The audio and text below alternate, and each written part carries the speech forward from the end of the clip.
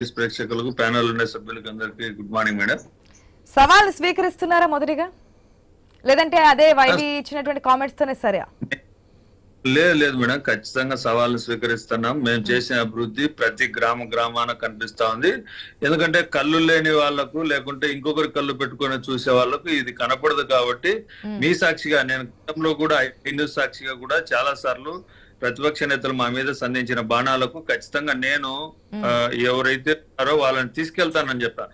పోలవరానికి తీసుకెళ్తాను. వాళ్ళు ఏం చేశారో అమరావతి ప్రాంతంలో కూడా ఏం చేసింది, ఈ రాష్ట్రంలో గత 2014 నుంచి 2019 వరకు ఏం చేసింది, 2019 నుంచి 2024 వరకు మా జగన్మోహన్ రెడ్డి గారు ముఖ్యమంత్రి అయిన తర్వాత ఈ రాష్ట్రానికి చేసిన మంచి ప్రతి ఇంటింటికి ఏం జరిగిందో కూడా వివరించేదానికి మేము వచ్చిన తర్వాత ఎన్ని పోర్టులు తెచ్చాం, ఏమేం చేశాం, ఎయిర్పోర్ట్ గురించి అయితే ఎన్ని రకాలుగా అంతర్జాతీయ విమానాశ్రయాల గురించి కానీ అన్ని రకాలుగా వివరించేదానికి మేము రెడీగా ఉన్నాం. ఉత్తరాంధ్రలో ఏం చేశాము, రాయలసీమకి ఏం చేశాము, కోస్తాంధ్రకి ఏం చేశాము, ఈ ఆంధ్రప్రదేశ్ అభివృద్ధి కోసం మేమేం పని చేశామో అవన్నీ వివరించేదానికి మేము రెడీగా ఉన్నాం. మేము ఎక్కడ కూడా వెనక్కి వెళ్లాల్సిన అవసరం లేదు. ఎందుకంటే మేము చేసిన అభివృద్ధి కళ్ళ ముందర కనిపిస్తా ఉంది కాబట్టి చెప్పేదానికి రెడీగా ఉన్నాం.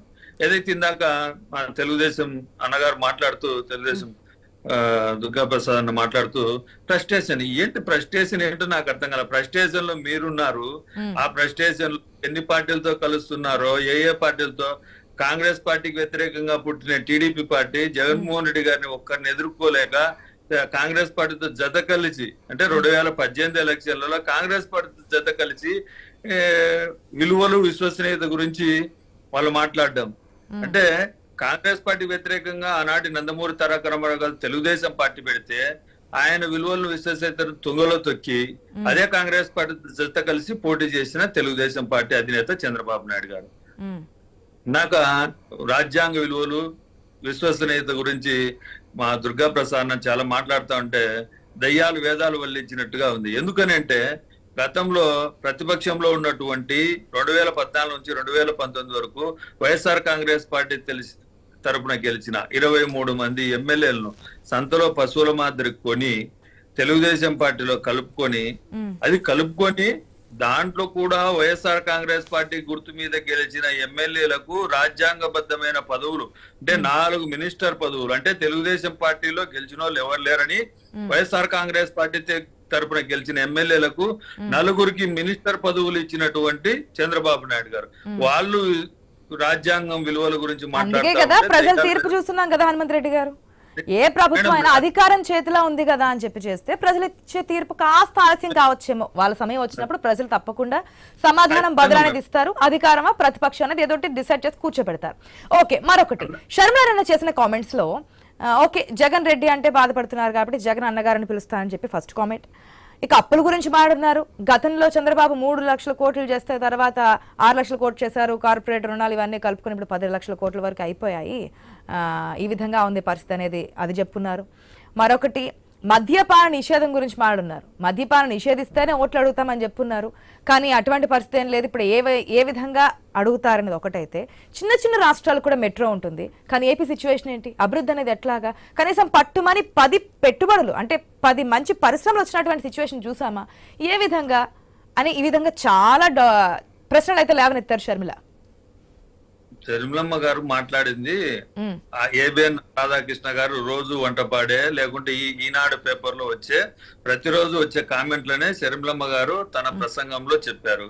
జగన్ రెడ్డి అని పిలిచినప్పుడు ఆ సంబోధన వైఎస్ఆర్ కాంగ్రెస్ పార్టీ అధినేత జగన్మోహన్ రెడ్డి గారి మీద ఎవరైతే అసూయ ద్వేషాలతో రగిలిపోతా ఉంటారో అటువంటి వాళ్ళు పిలిచే మాట జగన్ రెడ్డి అని. ఆ జగన్ రెడ్డి మాటను షర్మిలమ్మ నోటి నుంచి మాట్లాడింది కాబట్టి ఖచ్చితంగా ఎవరు వదిలిన బాణమో ఎవరు జగన్ అన్న గారు అన్నారు. ఇది ఎవరు? అదే మేడం ఆశా గారు ఒక్క నిమిషం.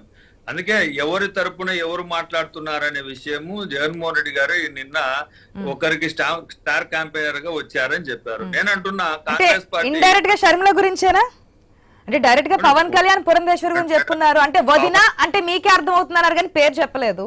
సో దీంట్లో ఇంక్లూడింగ్ షర్మిల కూడా ఉన్నారని అనుకోవచ్చా?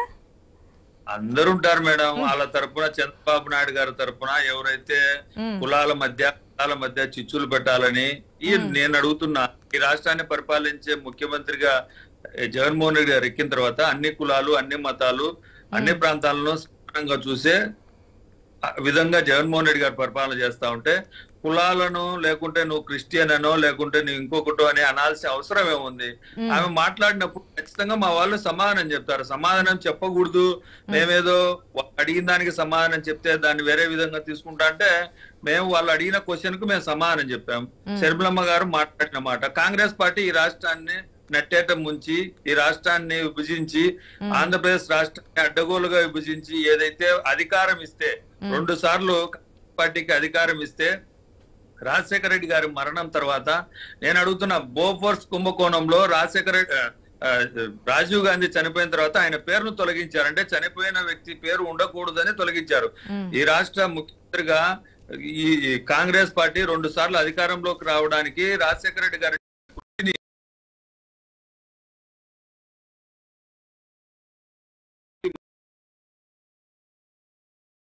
కాంగ్రెస్ పార్టీలోకి, కాంగ్రెస్ పార్టీ గురించి గతంలో మనం ఏం మాట్లాడామో అది తెలుసుకొని, శర్మిలమ్మ గారు ఏం మాట్లాడారో అవన్నీ తెలుసుకొని ఆ తర్వాత కాంగ్రెస్ పార్టీలో చేరిన శర్మిలమ్మ గారికి చంద్రబాబు నాయుడు గారు తన మామైనటువంటి ఎన్టీ రామారావు గారిని వెన్నుపోటు పొడిచి ఆ పార్టీని లాక్కున్నప్పుడు ఎవరైతే దగ్గుబాటి పురేంద్రేశ్వరి గాని ఏదైతే బాలకృష్ణ గారు గాని వీళ్లకు శర్మిలమ్మ గారికి తేడా లేదని చెప్తా ఉన్నాను.